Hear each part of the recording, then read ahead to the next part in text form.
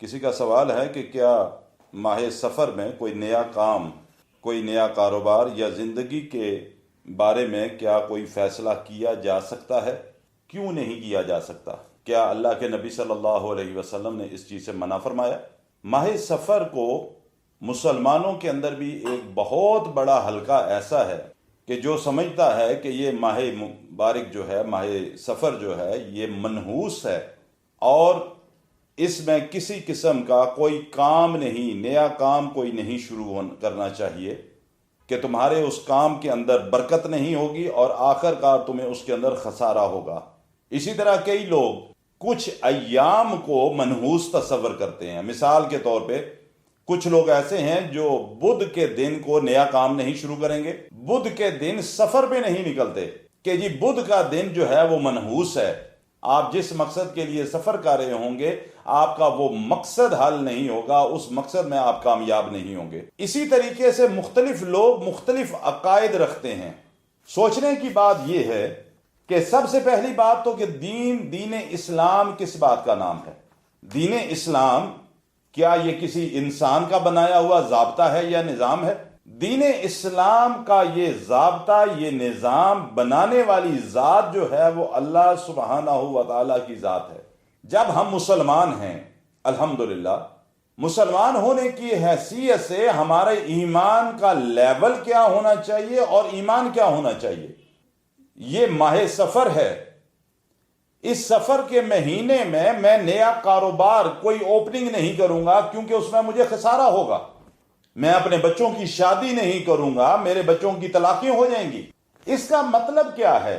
اگر اس کو ہم اپنی پریکٹیکل لائف کے اندر لے کر آئیں، حقیقت کے اوپر اگر اس چیز کو سوچیں، میں نے آج سفر اس لیے نہیں کیا مجھے نقصان ہو جائے گا، اس کا مطلب ہے کہ اللہ کی ذات تو نہیں ہے پھر نفع نقصان کی مالک، پھر اللہ کے پاس تو کچھ بھی نہیں رہا، معاذ اللہ۔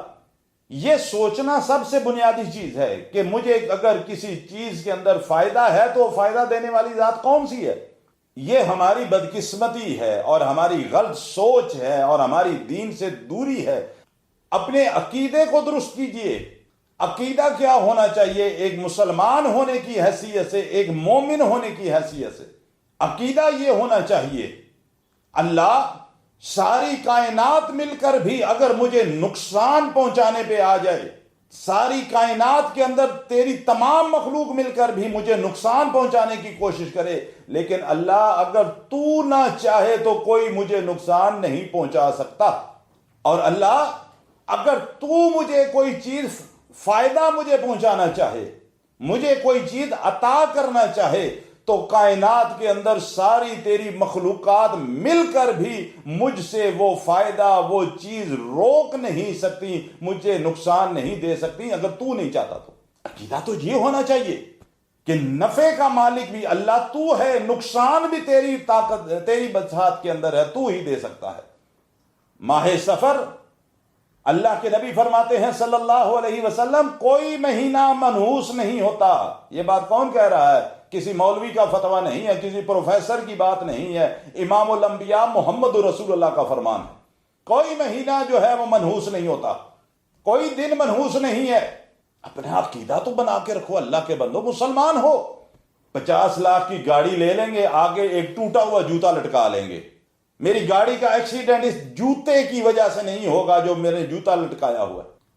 اللہ کے بندو، ہم مسلمان ہیں، ہمیں اپنا ایمان اس چیز کے مطابق رکھنا چاہیے، وہ عقیدہ اختیار کرنا چاہیے، اس عقیدے کے مطابق ہونا چاہیے جو عقیدہ امام الانبیاء محمد رسول اللہ سکھا کر گئے صلی اللہ علیہ وسلم۔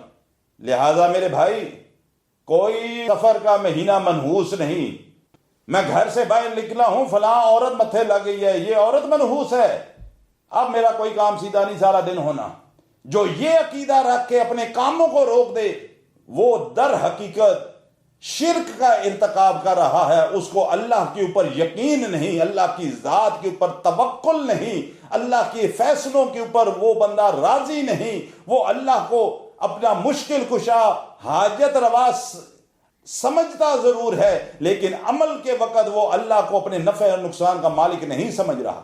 لہذا جو ترتیب جو روٹین آپ کے کاموں کی ہے میرے بھائی، سفر کے مہینے میں بھی وہ سارے کام کیجئے۔ نفع کا مالک بھی اللہ کی ذات ہے، نقصان بھی دینے والی ذات جو ہے وہ اللہ اس چیز کے اوپر قادر ہے۔ اللہ کے علاوہ نہ کوئی نفع دے سکتا ہے نہ کوئی نقصان دے سکتا ہے۔ لہذا اپنے عقیدے کو درست کیجئے، اپنا عقیدہ وہ بنائیے جو اللہ کے نبی محمد رسول اللہ سکھا کر گئے۔ اللہ تعالیٰ مجھے بھی اور آپ کو بھی عمل کی توفیق عطا فرمائے۔